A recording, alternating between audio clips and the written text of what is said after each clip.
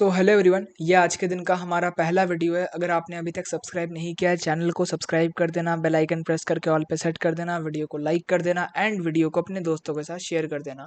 Start करते हैं इस वीडियो को। इस वीडियो में बात होने वाला है कमेंट रिक्वेस्ट के बारे में। अगर आपको किसी भी स्टॉक में कोई डाउट है, आप कमेंट कर सकते हो एंड बता सकते हो कि मेरा ये पर्टिकुलर स्टॉक है, इसके मुझे ये डाउट है, ये डाउट है, ये डाउट है, फंडामेंटल, टेक्निकल, बिजनेस, कुछ भी जानना है, कोई यूनिक डाउट है, आप कमेंट कर सकते हो। मैं उसके ऊपर एक वीडियो बना दूंगा। मेरा जो डाउट है इस वीडियो में वो है अशोक बिल्डकॉन के बारे में। इन्होंने पूछा हुआ है कि अशोक बिल्डकॉन के फंडामेंटल्स के बारे में बातचीत की जाए, बेस्ट बाई क्या होने वाला है। तो यार देखो, इसके ऊपर तो मैं डायरेक्टली आपको नहीं बता सकता। और करंट मार्केट प्राइस 124 इन्होंने लिखा हुआ है। तो यहाँ पे अभी 125 है। इन्होंने कुछ दिन पहले कमेंट करा था, तो हो सकता है ऑब्वियसली यार, मार्केट अप्स एंड डाउन्स होते रहते हैं, तो ये ऊपर नीचे हो गया होगा। सबसे पहले मार्केट कैप के ऊपर बात करते हैं। 3500 करोड़ का मार्केट कैप है। एक रिस्की कंपनी है, बहुत रिस्की कंपनी है। क्यों? क्योंकि सबसे पहली बात तो ये स्मॉल कैप है, ठीक है, तो स्मॉल कैप में रिस्क बहुत ज़्यादा है।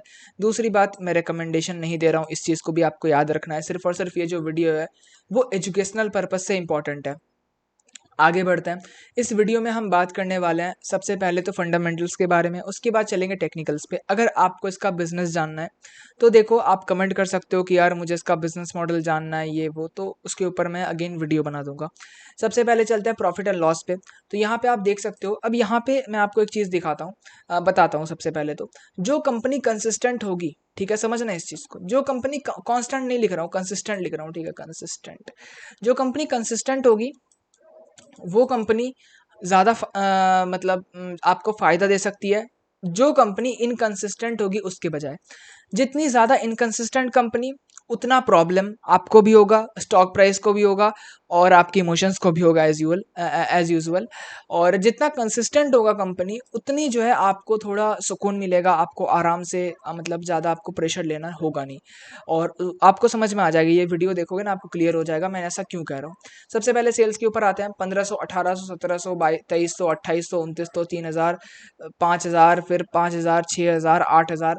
आप देखोगे ग्रोथ तो है कंपनी में, ठीक है, कंपनी जो है लगातार इंक्रीज की जा रही है और सेल्स काफ़ी ज़्यादा इंक्रीज हो रहा है आप अगर देखोगे।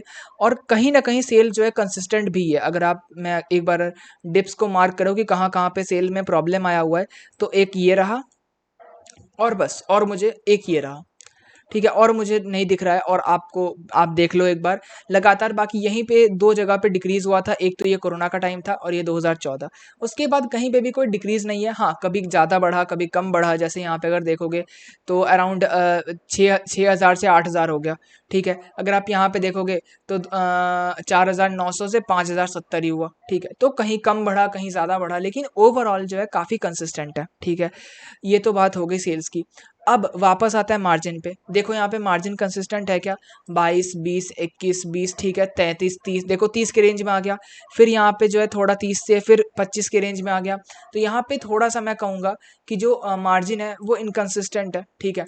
दूसरी बात, अगर मैं यहाँ पे आपको नेट प्रॉफिट पे लेके आऊँ, 116, 45, ठीक है, 55, -1, -224, -225, -119, -40, यहाँ पे इतने सारे लॉस हुए। उसके बाद क्या हुआ? 160, 273, 771। आप देखो 160, 273, 771, बहुत अच्छा ग्रोथ है, मतलब बहुत बहुत ही अच्छा ग्रोथ है। उसके बाद क्या हुआ? 373, मतलब 770 से डायरेक्ट आधा हो गया, 373। फिर यहाँ पे जो प्रेडिक्टेड कह रहा हूँ, सॉरी, टीटीएम जो है वो यहाँ पे है 310, ठीक है। ईपीएस आप देखोगे तो आपको नज़ारा समझ में आ जाएगा कि यहाँ पे जो है नेट प्रॉफिट बहुत इनकंसिस्टेंट है। मैं हमेशा कहता हूँ, अगर नेट प्रॉफिट इनकंसिस्टेंट होगा तो ईपीएस इनकंसिस्टेंट होगा, ऊपर नीचे जाएगा। जहां ईपीएस इनकंसिस्टेंट हुआ, स्टॉक प्राइस में वॉलेटिलिटी बहुत ज़्यादा हो जाएगी, स्टॉक प्राइस बहुत ऊपर जाएगा, बहुत नीचे जाएगा और बढ़ने का वो नाम नहीं लेगा। क्यों? क्योंकि इनकंसिस्टेंट है। और खासकर ऐसी कंपनीज जो इस तरह से नंबर्स प्रोवाइड करती है कि कहीं के भी नंबर्स आ गए, कभी कितना बहुत ज़्यादा ग्रोथ आ गया और कभी इतना कम ग्रोथ आया कि कंपनी लॉस ही करने लगी। तो वो सब चीज़ें हैं। एक बार मैं अगर परसेंटेज पे आ जाऊँ तो आप सेल्स का परसेंटेज देख सकते हो। 10 साल का 16%, ओके। 5 साल का 18%, फिर भी गुड। 3 साल का 17% चल जाएगा, ठीक ही है, अच्छा है, थोड़ा सा ही अच्छा है। और टीटीएम का 24%, वेरी गुड। 24% फिर भी ठीक है, मतलब अच्छा है, काफ़ी अच्छा है। ऐसा नहीं है कि बहुत ज़्यादा हो गया, बट फिर भी अच्छा है। इसमें प्रॉफिट ग्रोथ देख सकते हो, टीटीएम का -40, 39, 40, आपको नंबर तो बहुत अच्छे लगेंगे कि यार देखो बॉटम लाइन ज़्यादा बढ़ता है, टॉप लाइन कम बढ़ता है, ये वो बहुत तरह की चीज़ है। बट जब आप देखोगे इस चीज़ को नंबर वाइज देखोगे तो आपको पता चलेगा कि यार ये तो इतनी इनकंसिस्टेंट है कि यहाँ पे परसेंटेजेस तो सही से लग रहा है, बट जब आप ग्राउंड रियलिटी पे नंबर्स के बेसिस पे देखोगे तो आपको असलियत पता चलेगी। इसीलिए मैं आपको पहले से ही बोलता था कि आप नंबर्स एंड परसेंटेजेस दोनों देखो, सिर्फ परसेंटेज देख के कोई फायदा नहीं है। कहीं ना कहीं जो है परसेंटेज वो आपको कहीं ना कहीं एक गलत रोड मैप कह रहा हूँ सॉरी, एक गलत इमेज आपकी बना सकते हैं नेट प्रॉफिट को लेकर के, ठीक है। और अगर आप नंबर्स देखोगे तो आपको असलियत पता चल जाएगी, मुझे ऐसा लगता है। दूसरी बात, अगर आप यहाँ पे आरओई देखोगे तो 10 साल का 10%, 5 साल का 34% बहुत अच्छा, 3 साल का 38% बहुत बढ़िया, लास्ट ईयर का 26% खराब। यहाँ पे क्या हुआ, सीधी बात है, आरओई बढ़ेगा तो नंबर बढ़ेंगे। अब जैसे यहाँ पे जो है आरओई देखो किस तरह से पहले लॉस हो रहा था फिर प्रॉफिट हुआ, आरओई किस तरह से बढ़ा आप देख सकते हो। अब लास्ट ईयर क्या हुआ, अब जैसे देखो 22 से 23 में गिरना स्टार्ट हो गया, नेट प्रॉफिट आधा हो गया, तो यहाँ पे भी आप देख सकते हो 38% का आरओई जो 26 पे आ गया। तो यही चीज़ होती है, आरओई जहाँ इफेक्ट हुआ वहाँ प्रॉफिट ग्रोथ इफेक्ट होगा, ईपीएस ग्रोथ इफेक्ट होगा, और सेल्स ग्रोथ को वो कहीं ना कहीं थोड़ी सी मुश्किल तो करेगा। बैलेंस शीट के ऊपर चलते हैं। अब ऑब्वियसली कंस्ट्रक्शन रिलेटेड कंपनी है तो बोरिंग ज़्यादा होगी ही। बोरिंग्स में भी अगर आप देखोगे लॉन्ग टर्म बोरिंग जो है फिलहाल कम हुई है, पहले और भी ज़्यादा थी। आप देखोगे बोरिंग्स कंपनी की भर के थी, मतलब 6,700 6,200 6,000 करोड़ की बोरिंग्स थी। इन्होंने बहुत कम किया है लॉन्ग टर्म बोरिंग को, शॉर्ट टर्म बोरिंग इन्होंने थोड़ा सा इंक्रीज किया है, कोई दिक्कत नहीं है, शॉर्ट टर्म बोरिंग फिर भी बहुत कम रिस्की होता है। ओवरऑल जो है 1900 करोड़ का बोरिंग है, लगभग 2000 करोड़ का बोरिंग है, और यहाँ पे जो रिजर्व है वो लगभग 1600 करोड़ के हैं। मुझे कुछ ज़्यादा भी बोरिंग्स नहीं लगता है, ठीक है, कंट्रोल में ही है। CWIP कंपनी का चल रहा है। इन्वेस्टर्स के बारे में बात करें तो 54% प्रमोटर्स के पास है, मुझे बहुत कम लगता है 54%। स्मॉल कैप में मैं हमेशा बोलता हूँ 65 के ऊपर होना चाहिए। उसके बाद यहाँ पे DIIs के पास 18% है, विच इज़ वेरी गुड, ये मुझे अच्छा लगा। But negative part is that कि इन्होंने जो है पहले इनका 27% था, इन्होंने लगातार सेल किया है, और यहाँ पे अगर आप देखोगे जितना इन्होंने सेल किया है उतना ही लगभग पब्लिक ने बाई कर लिया है। मतलब 27, अगर आप देखोगे 27 से 10 माइनस करो तो 17 आता है, ठीक है। तो 18 मतलब 9% कम हुआ है ना। अब 9% हुआ, पब्लिक लगभग 15 था, 15 से यहाँ पे 24 हो गया, कितना परसेंट बढ़ गया, सेम 9%। तो यहाँ पे जितना DIIs ने सेल किया है वो पब्लिक के पास आया है, जो कि एक नेगेटिव पार्ट होता है। FIIs के पास 2% है, ज़्यादा इनके पास था भी नहीं, तो वो चीज़ है। पब्लिक जो है अभी टोटल अगर मैं बात करूँ 24% है, उसमें अगर आप देखोगे पूरे ही रिटेल इन्वेस्टर्स हैं, तो 24% रिटेल इन्वेस्टर्स मुझे डिसेंट है। मतलब मैं वही कहूँगा कि बहुत ज़्यादा भी नहीं है और बहुत कम भी नहीं है, डिसेंट है, अच्छा। मैं शेयर होल्डिंग को एक ओके ओके सा कह सकता हूँ, it's good but not very good, because promoter holding मुझे कम लगा। और मेन बात यह है कि यार शेयर होल्डिंग पैटर्न या बैलेंस शीट जो है वो मैटर तो करती है, लेकिन सबसे ज़्यादा जो मैटर करती है वो है ग्रोथ, ठीक है। और कंपनी मुझे लग रहा है कुछ हद तक सुधरने की कोशिश कर रही है, कम से कम ग्रोथ में नहीं तो पहले बैलेंस शीट में कंपनी सुधर रही है, ये तो देख करके लग रहा है। पहले कंपनी आप देखो ना, यहाँ पे लॉस हुआ, यहाँ पे तो प्रॉफिट था, और बहुत ज़्यादा प्रॉफिट था यार, 900 करोड़, 1000 करोड़, 1100 करोड़ का प्रॉफिट था। तो उसमें भी यहाँ पे क्यों लॉस हो रहा था, क्योंकि यहाँ पे इंटरेस्ट ही उतने निकल जा रहे थे, इसी वजह से। तो इन्होंने क्या करा, इंटरेस्ट को जो है थोड़ा मैनेज करा। इन्होंने क्या करा, यहाँ पे मैं आपको दिखाता हूँ, जस्ट अ सेकेंड।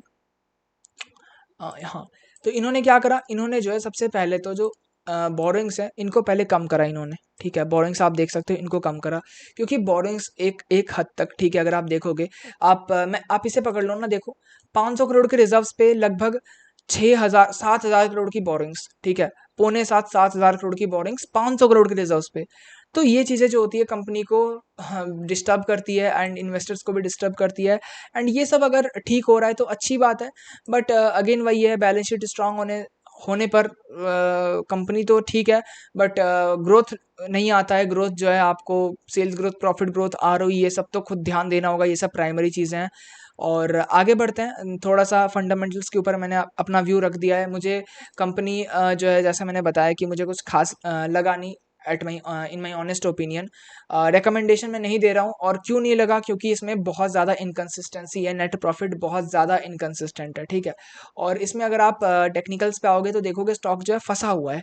अब क्यों फंसा हुआ है, क्योंकि ईपीएस ही कुछ वैसा ही फंसा हुआ है। शायद देखो 5 रुपये यहाँ पे भी था, 5 रुपये आपके यहाँ पे भी है, और बाकी 5 रुपये है नहीं, 10 रुपये यहाँ पे भी हैं, 13 रुपये यहाँ पे हैं, उससे पहले 27 रुपये, मतलब 27 रुपये से घटते घटते 10 रुपये पे आ गया। ठीक है, तो इन्हीं सब चीज़ों की वजह से जो है यहाँ पे स्टॉक कहीं कुछ हद तक फंसा हुआ है। स्टॉक बढ़ता है, बिल्कुल ऐसा नहीं है कि स्टॉक एक ही जगह पे रुका हुआ है, स्टॉक बढ़ता है बट उसके बाद स्टॉक घट भी जाता है। क्यों घटता है, यहाँ से एक मैं आपको डेमो देता हूँ। मैं हमेशा कहता हूँ आपसे, क्या कहता हूँ याद करो, मैं हमेशा कहता हूँ फंडामेंटल्स जो है वो डिट्टो डिट्टो जो फंडामेंटल्स होंगे वही डिट्टो कॉपी होकर के टेक्निकल्स में आ जाते हैं।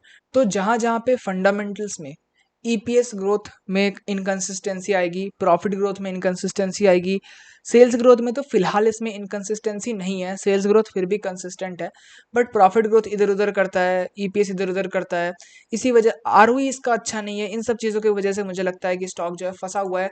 एंड ठीक है, अगर मैं टेक्निकली भी देखूँ तो स्टॉक देखोगे फंसा ही हुआ है कुछ। इसने मतलब इसका जो लिस्टिंग हुआ था 2011 में हुआ था, उसके बाद से 2024 तक इसने कुछ खास रिटर्न्स बना करके नहीं दिए हैं।